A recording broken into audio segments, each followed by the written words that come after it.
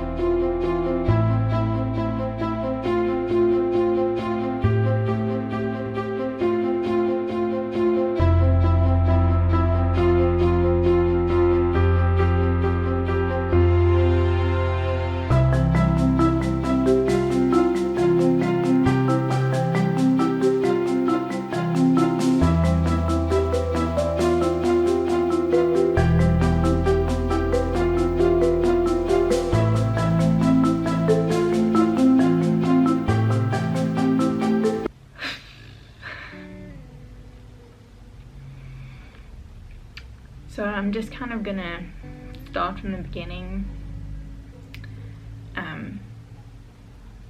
This is in no way like any medical information, and I'm not a doctor, and I'm not giving anybody advice. I'm just sharing my story because I feel like it's also gonna help me process things, and hopefully just to share with all of you that you're not alone. And if you're going through it, there are so many people and we just don't talk about it enough. So today is Sunday, the 27th of June. I was actually meant to be 8 weeks pregnant on Friday. We found out I was pregnant actually when I was around 2 to 3 weeks. We took a few tests. It was really exciting. We actually had a chemical pregnancy in Jan or Feb this year. So we weren't exactly trying again, we were just kind of seeing what happens. And yeah, I happened to fall pregnant and I was super excited. We decided to wait until my first scan, which technically I was supposed to be 7 weeks at my first scan, according to when my last cycle was. Yeah, so obviously how it works is that they count they track the gestation from your start of your last period, and then they count from there. And according to that, I was supposed to be 7 weeks at my first scan. So we booked to go for my first scan. I'll insert some pictures here for you guys to see. And then we didn't get to see a hero heartbeat. The pregnancy was in the right place. Baby was just measuring smaller than what we expected at 5.5 weeks, according to the measurements. And we did see the flutter of the heart. So that was all pretty reassuring. Although in the back of my mind, I don't know why, but I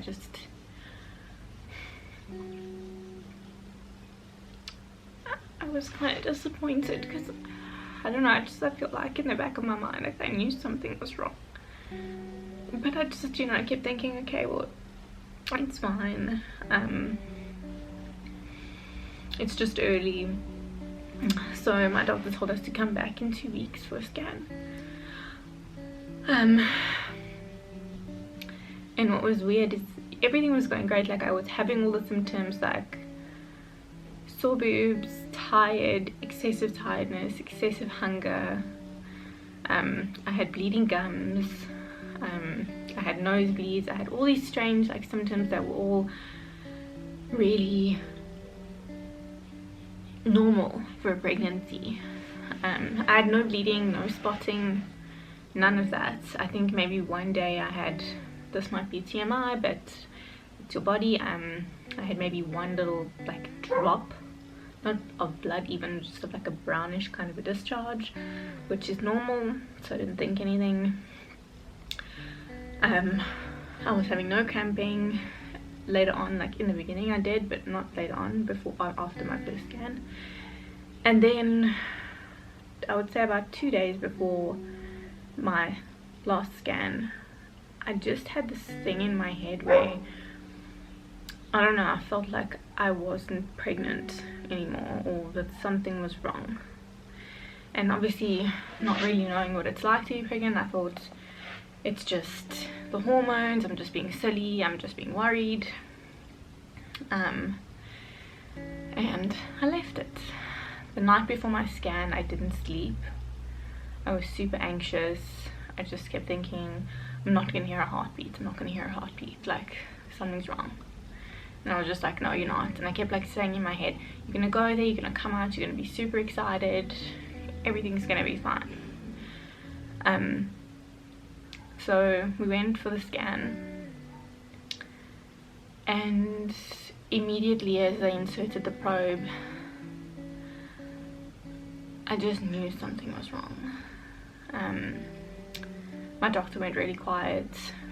He was like looking around, and I could see, obviously I've seen many ultrasounds working at a fertility clinic, I've seen many pregnancies, so I know what it looks like, and you couldn't see very much.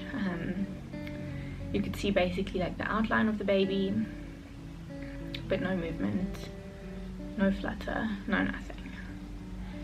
And he searched and searched, and that's when I just said to him, I was like, no heartbeat. And he's like, unfortunately not, I'm sorry.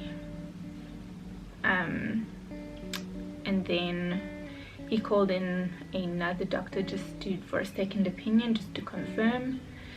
And she's an obstetrician, so she had a look, and she confirmed no heartbeat. At that moment I was numb really. I didn't have any emotion, I wasn't crying. Daniela was very upset. I didn't feel anything at that point. I was just, it happens, that's all it was in my head. I was like, I've worked at a fertility clinic, I've seen this happen so many times, like it happens. And I didn't show, like I said, I didn't show any emotion. I just literally was like, okay, what now? He then spoke to us about like our options of letting me, letting my body either just bleed it out, wait for that to happen, which could happen in a few days, it could take a month, we don't know, because I was having essentially what you call a missed miscarriage, that if I hadn't gone for a scan, I wouldn't have known that there was no heartbeats or that baby was no longer alive. So if I actually go off like my last period, I would have been already around 10 weeks technically, probably,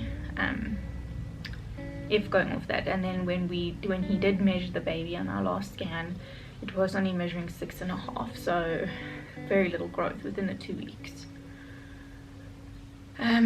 So they are very skeptical with the fact that it could be COVID related. We're not sure, which is obviously we can't say.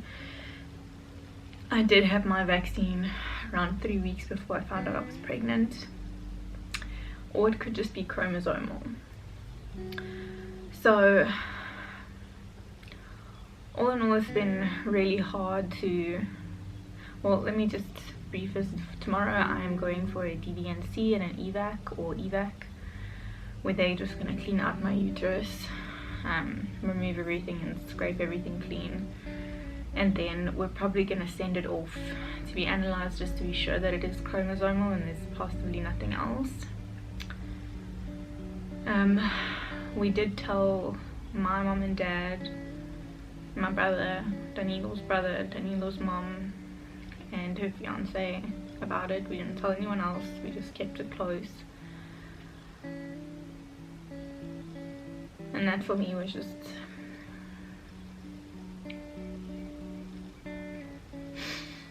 I just felt like I was letting everybody down. Everybody was so excited, and we were all like planning and talking about it, you know, about the future and when baby was gonna be born. And you get so excited, and like, once you have to tell them that it's gone, it's just like hard, because everybody was so excited, and like, to give like that gift to my family, not just for us, was just very, very hard. So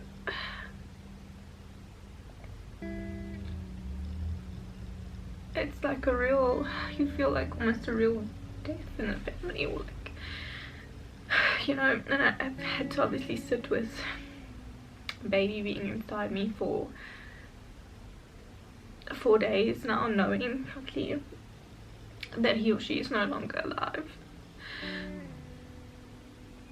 And that's been like the hardest thing, because my body still feels pregnant. Like, I'm still really sore, like my boobs hurt, like I'm so bloated still. I have like all these symptoms, and obviously it's just knowing that, you know, there's no outcome from it. Like, there's not gonna be a baby this time. And I stood thinking, I never thought I would be one of these people, although like just not any specific person it happens to, but everyone keeps saying, you know, you're so healthy, I don't understand why it happens to you. And that's the thing, this is something you just can't control, and no matter how healthy you are, there's no 100% guarantee that things are gonna go smoothly. And growing a baby is such an intricate process, and it's so special and delicate, and I literally did everything to the book. Like, I was an avid, is that the right word? I don't know. I was a regular coffee drinker. I used to drink maybe 4 cups of coffee a day. I used to have pre-workout, like all of these things. Like, I stopped to max 2 cups of really weak coffee in a day. I, you know, gave up all the things I shouldn't be doing. I wasn't training really hard. I was just nervous, you know, that something was going to happen, and I wasn't cautious enough, and I was just doing everything that you should be doing. And I just didn't expect this, like, at all. So tomorrow, yeah, I'm going for that, and we're just gonna have to try again. But so this is gonna be probably like a 2-part vlog. I just wanted to share with you guys and kind of get this out. It's like a therapy session for me, just to talk about. I guess I also never knew that I wanted to be a mom so badly, or that I, you know, was ready.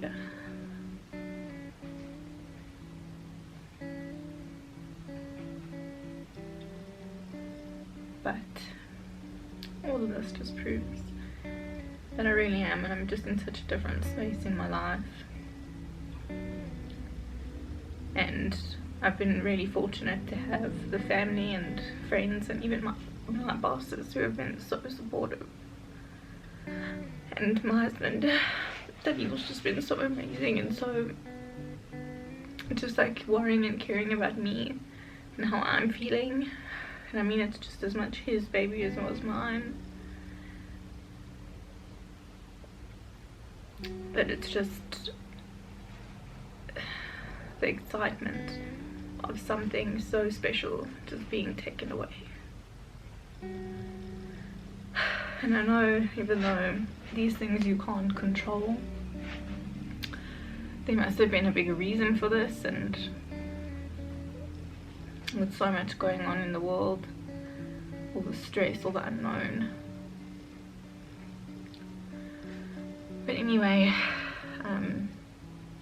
that's kind of what's been happening, and kind of also I've been so quiet. So I've just been dealing with, prior to knowing everything, just like all the body changes, all the different symptoms, all, you know, the crazy tiredness. And although I might have been feeling so shit, it was just like these moments of excitement that would come, and I would think about, you know, what's he or she gonna look like, and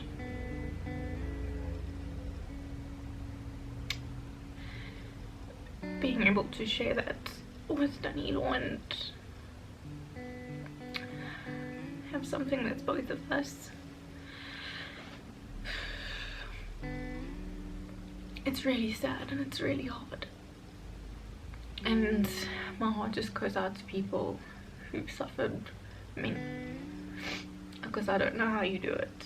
I am feeling a lot more better today than I was, but I think once tomorrow happens, I will be more at peace and able to move forward from it. I'll never forget it, and it will never, you know, leave my head, and I'll always remember this baby, my little angel baby.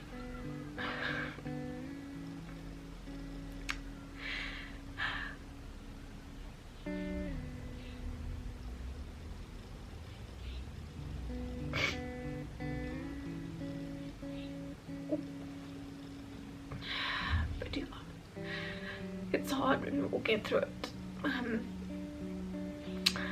But we'll try and chat tomorrow, and I'll try and get Danilo just to film like little bits of me going in and stuff, and then we'll chat. I'll get a sit down chat with him as well. But just know that if you're going through this, you're not alone, and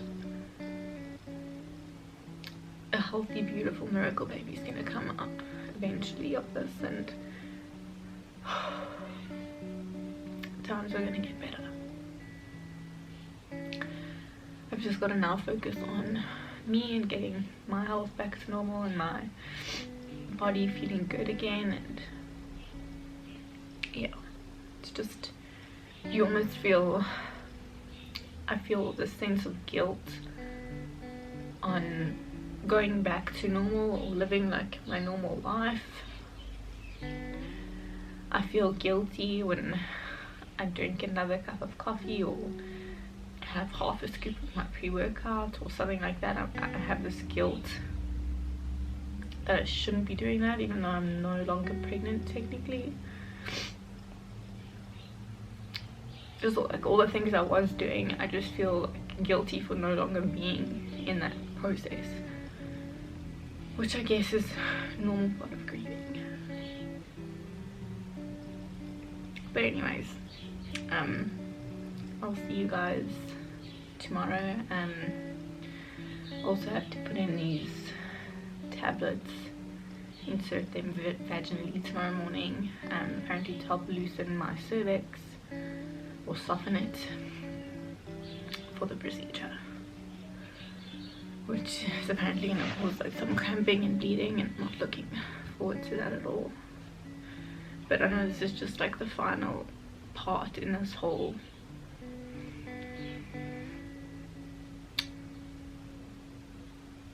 season of my life right now. But anyways, I'll see you guys tomorrow. Morning guys, it's Monday. I've just woken up, it's 4 o'clock. I've just inserted the Cytotec tablets, and now I'm gonna probably go and just sit on my computer or something because I can't go back to sleep. Yeah, but I will see you guys later. Yeah, we're now on our way to the hospital to fetch my mom first, and then go to the hospital. I've only had like some light cramping, nothing bad yet, and no bleeding yet. How are you feeling? But you know, we've got to be safe. That's the point. Also, Average. With life. Then affected businesses can open up as soon as possible. Yes, that's Anyways, exactly the point. So let's stay on. Changed, ready to go. I'm just waiting now for the anaesthetist. All my bangles. See you guys later.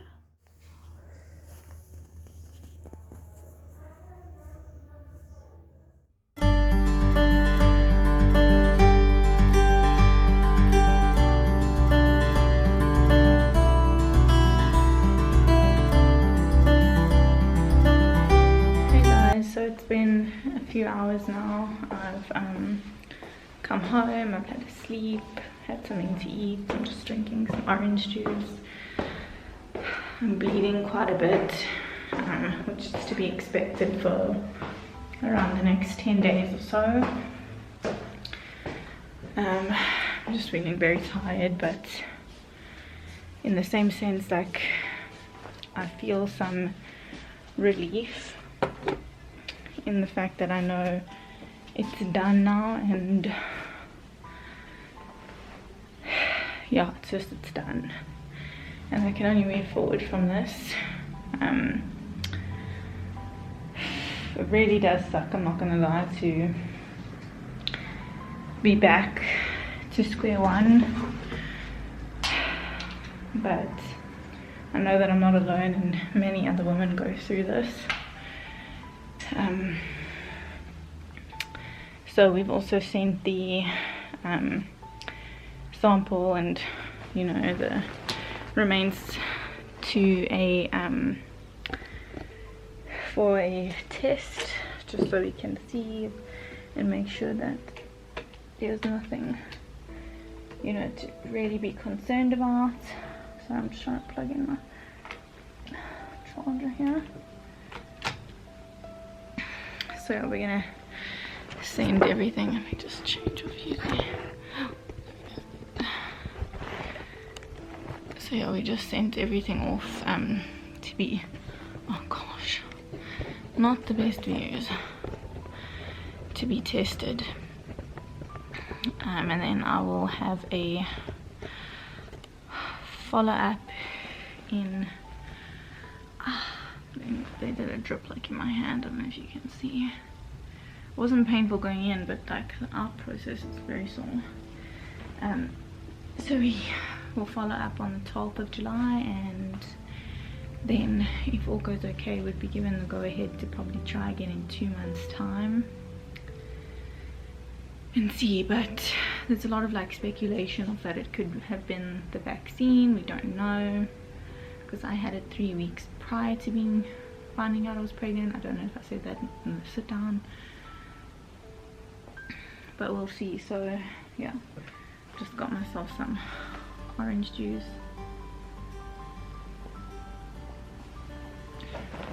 Fresh squeezed. And now it's just the recovery process. Like, I feel fine right now, but I know I'm gonna like have moments of up and down, you know, and it just sucks, like TMI, but seeing all the blood and all of that, it's just, I guess you don't ever think this will happen to you. Like, I've seen so many people go through this working where I did, and I always said to myself, I'm hoping and I'm praying it won't be me, but it's so common that you can't even say that, and sometimes there's nothing that you've even done and it just happens. But anyway, so I think I'm gonna end this as being part 1 of this video, and then the next one I'll have a sit down chat with Danilo and I, and he can explain from his point of view. And yeah, it was pretty painful coming out of the theatre. I remember when I came round, I had really bad cramping, and used to have very bad cramps when I had my copper loop in, because it was one of the side effects. But this was pretty similar, like it was that kind of excruciating pain that then gave me something for the pain, and it subsided. And then yeah, I came to, and I just couldn't wait to just get out and go and get something to eat. I was starving and I was so thirsty. But yeah, it was lovely in the sense that I used to work there, and everyone was so supportive and coming to check on me and, you know, make sure I'm okay, which was nice. It made me feel a lot more comfortable during this whole time that the whole world is in. So yeah, but thank you guys for tuning in, for watching, and if this helps anybody else out there, just know you're not alone, and I'm here, and if you want to reach out and chat about it, we can do that. I just want people to speak more openly and not have to wait till 12 weeks, although obviously for religious things I get that, or your own views, but I just couldn't imagine waiting until I was 12 weeks pregnant to share the news and not have that support when you're feeling so sick. Like, if I think now, if I didn't have the support behind me of the people that knew, it would have killed me and it would have been so much harder. So kind of need to break that stigma around that. But anyways, thank you guys for tuning in. If you haven't, please do subscribe, and I will see you in part 2.